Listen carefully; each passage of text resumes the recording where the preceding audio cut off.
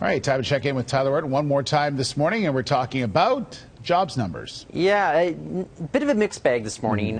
Canada managed to add, 35,000 full-time jobs this past February, but they lost a total of 34,000 part-time jobs. So we're only seeing about the addition of 1,000 jobs in this current labor market. If we take a look at the numbers, I'll show you what it really means for Canada. The unemployment rate, it's at 6.8%, so that's an increase of 2 percentage points, and it's really mostly because more people are entering the workforce looking for jobs at this point, not because, some dramatic, loss of jobs or anything like that.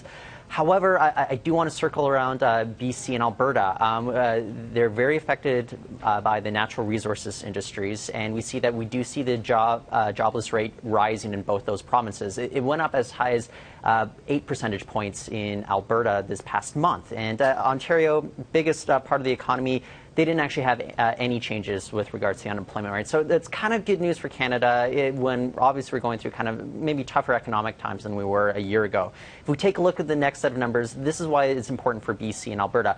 Natural resources lost 17,000 jobs, and that is having most of the impact in British Columbia and Alberta, because obviously, the oil crash, or the price is in oil declining. It's having a big effect in Alberta. It's also having an effect in the demand for any sort of LNG industry here.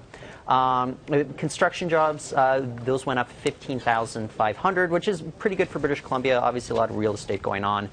So what does it really all mean? I mean, British Columbia, even though the unemployment rate is on the rise, the interesting thing here is that Stats Canada, they're not actually releasing data for northeastern BC, which includes cities like Fort St. John, because the unemployment rate there is so low. They haven't reported the unemployment rate since September, and it's because Stats Canada is concerned that any numbers that they release, if it's under 15,000 or 1,500 people that are unemployed, it could identify people or corporations there. So if you are looking for a job in British Columbia, there's an abundance of jobs in northeast BC, to the point that Stats Canada can't even report how the jobless rate is doing over there.